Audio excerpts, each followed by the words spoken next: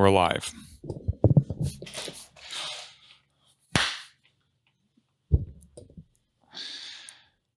What is up, everyone? Thank you for your patience on the delay for how long it's been since I've last presented a presentation to you.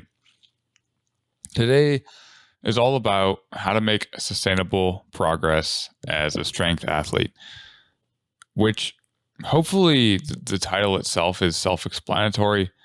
But one of the things I think is really valuable here, and the message that I want you to take away before we even get into any of the specifics, is that if you're participating in the Zao Strength community, then it's very likely you'll consider yourself some form of a strength athlete. Now, that doesn't need to mean that you're a powerlifter.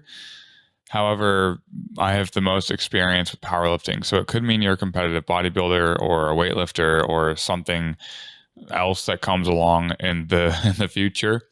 Maybe you're a strength lifter where you just do a military press, squat, and conventional deadlift. Either way, I wanted to teach you how to be sustainably strong. I wanted to teach you how to make progress for the long run. So today's episode, or this podcast presentation, what am I talking about? We're going to have 5 parts. First, what is sustainable progress? Second, defining your goals. Third, how to progress in training, competing sustainably, and the key takeaway. So let's just get right into it. What is sustainable progress? Well, the definition that I'm using is made up by me.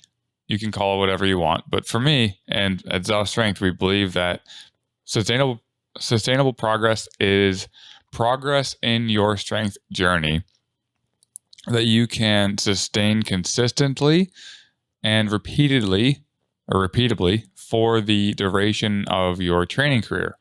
So depending on how long you plan on training, for me, I plan on training the majority of my life, and I intend to get stronger for the majority of my life. Sustainable progress is progress that allows me to, 1, train for a long time, i.e. I'm avoiding injuries, avoiding things that might slow me down.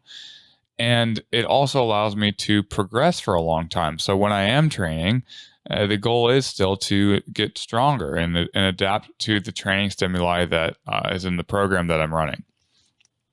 So sustainable progress is definitely about what you need and what progress even means to you. So that's why we need to define what your goals are. I always recommend doing occasional vision casts. If you ever feel lost in your performance, lost in your progress, I highly recommend performing vision casts.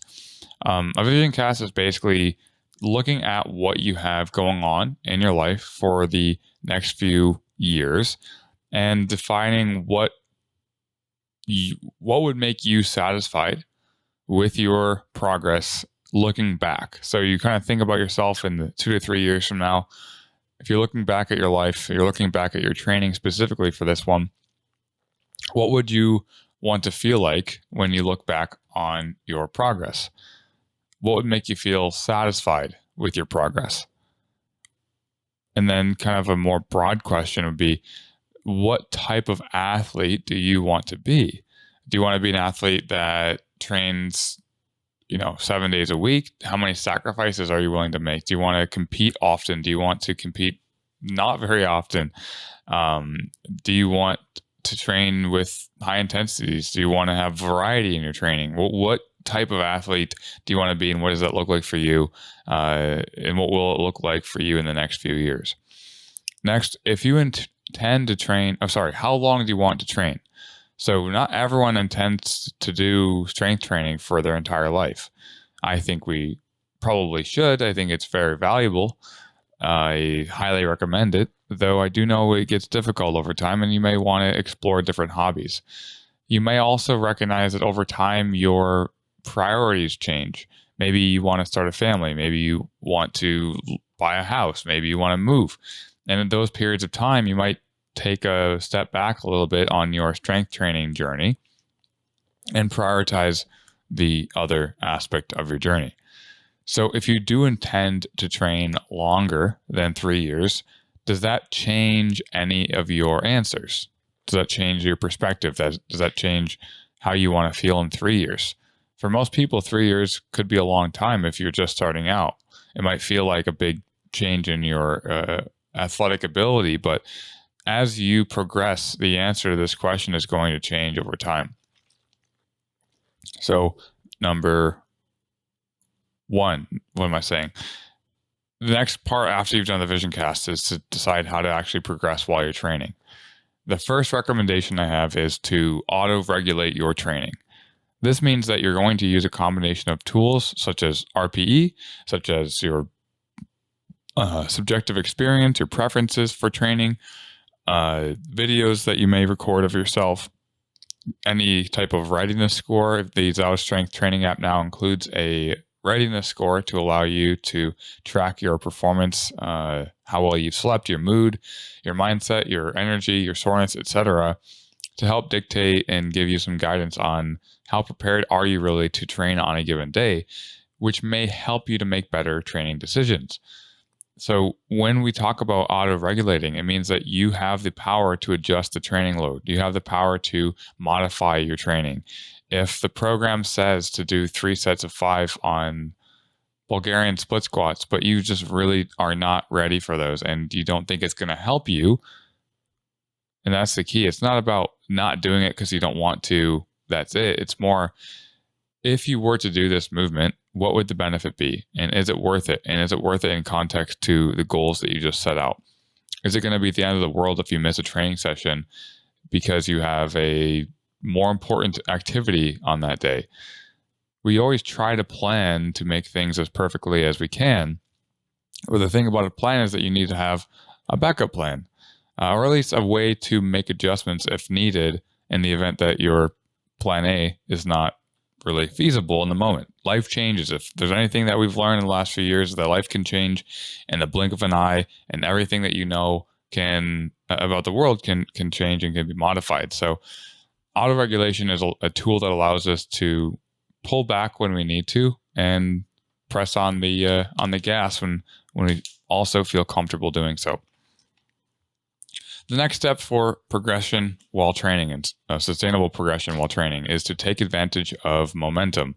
If you are planning on training for a long time, then momentum is going to be your best friend, at least for most people.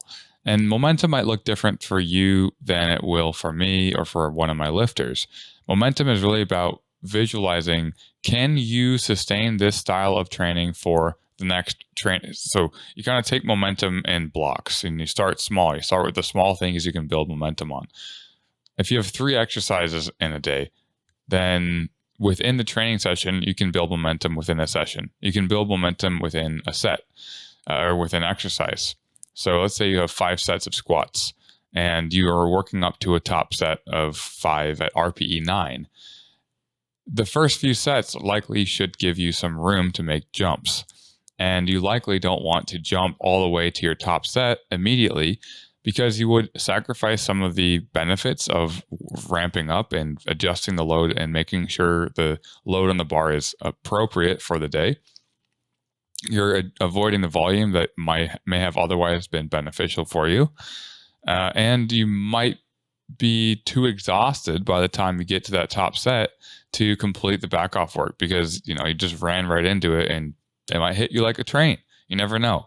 So building momentum within each exercise is valuable because it gives you the mental headspace to prioritize what you need to get from your first set to your last set, and keeping the energy and focus that you would need to, sustain the energy for that exercise.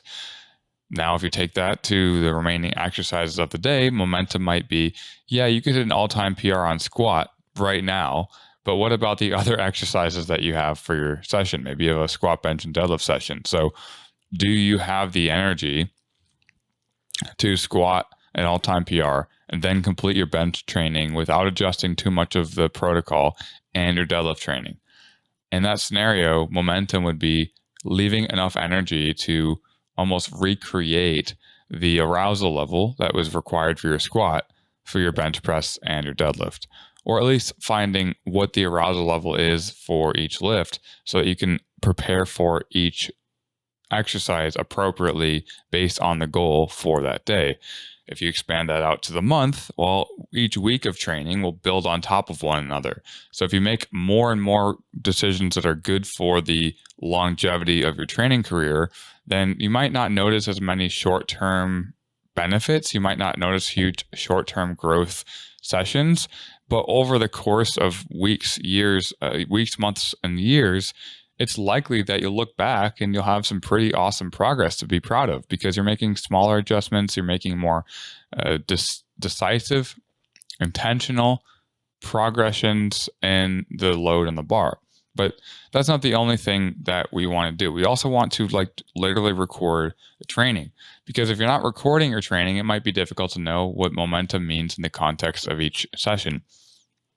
So if you look back at your training from last week, that might help you to get a better idea of what would be a reasonable load to add for from session 1 to session 2.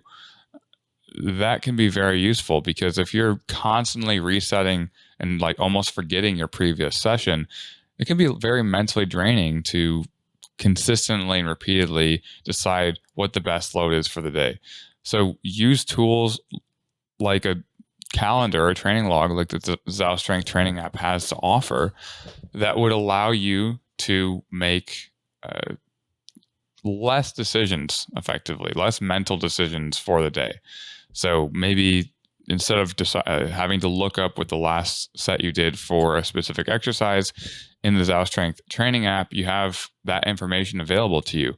It'll show you what the last session you performed was to give you an idea of how should you structure your warm-up.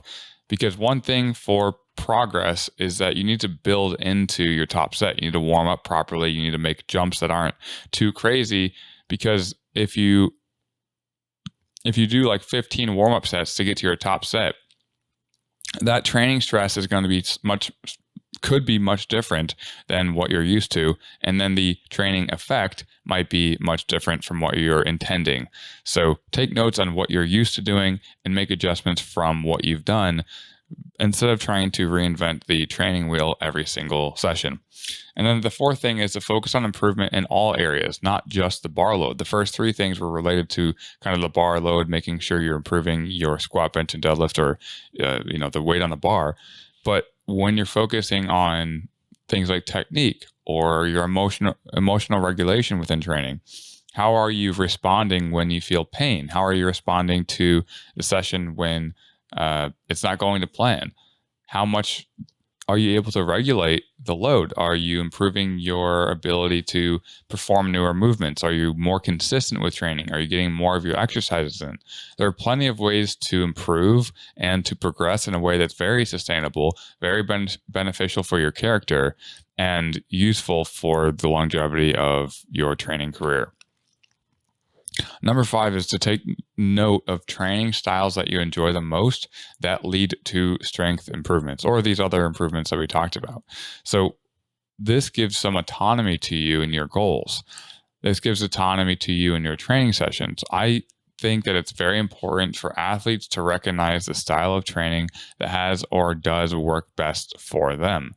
Meaning that when you go into a training session and you're looking forward to the protocol, or you're looking forward to the exercise, and over the course of your training, if you're utilizing a bottom-up training style, you should be able to lean into the fact that certain training styles work well for you.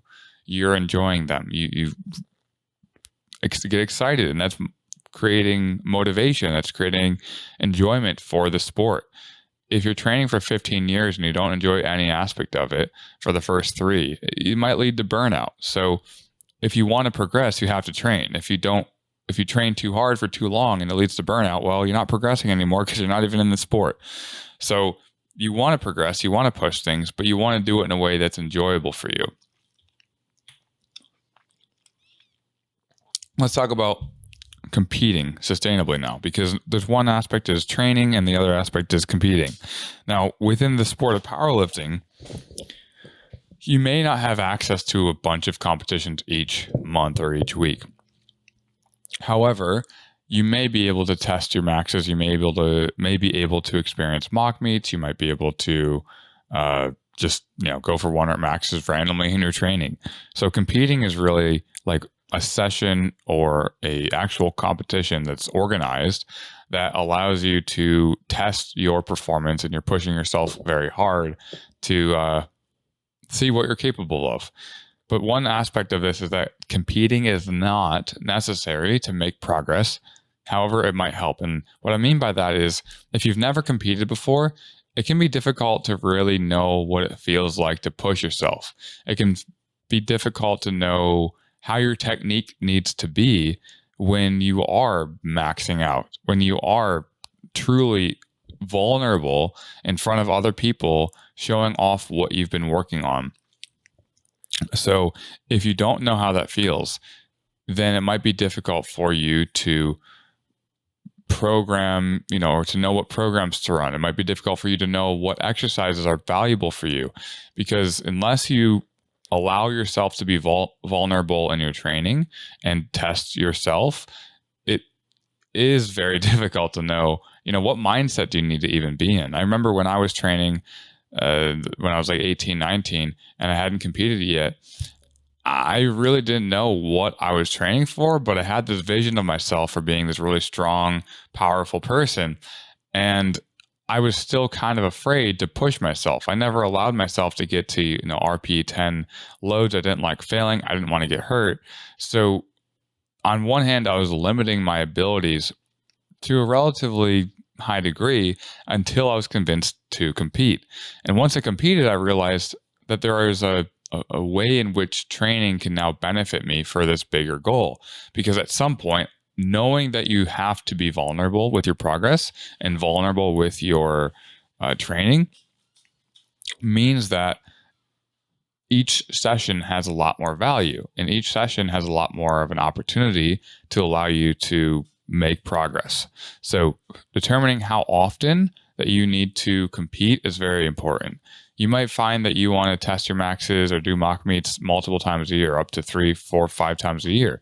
You also might be totally okay with training or competing once a year.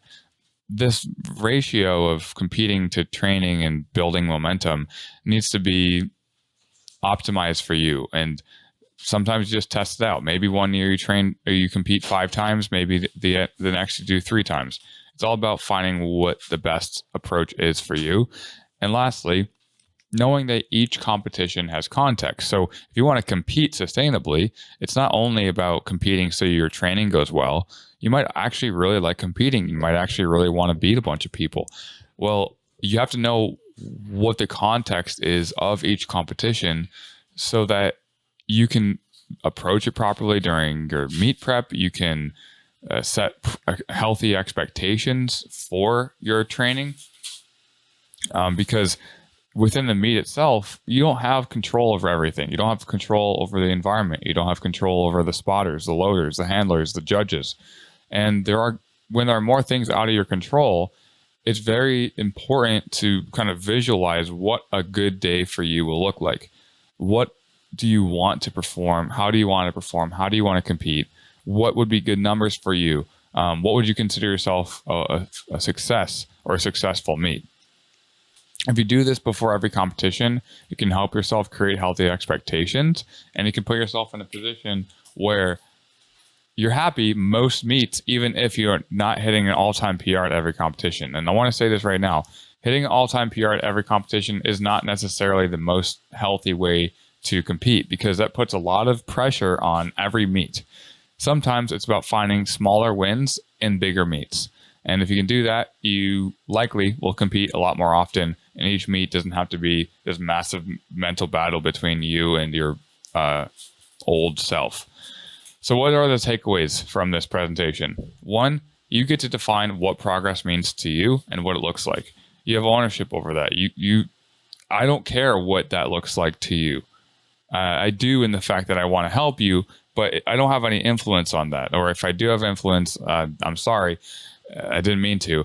But the progress that you're making needs to be personal. It needs to feel good for you. And just because your best friend is, killing it in training and they're they're just hitting all-time PRs every single week, doesn't mean that they have the same goals as you. They might not be planning on training for the rest of their life. They might not have the same context each session that you do.